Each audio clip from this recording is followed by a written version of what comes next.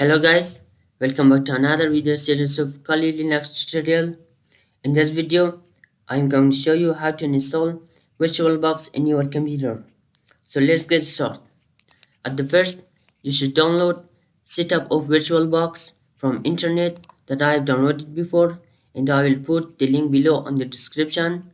Then you can download VirtualBox from its own website.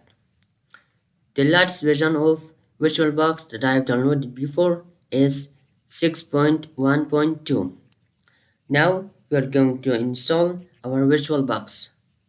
So click on VirtualBox. Now it's preparing to install. Then click next, next, yes.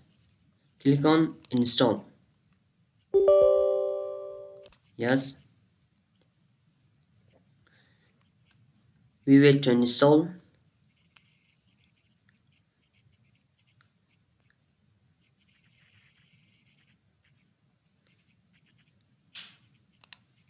Then click finish.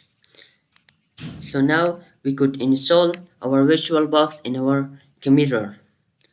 So here you see we could install VirtualBox. Click on VirtualBox.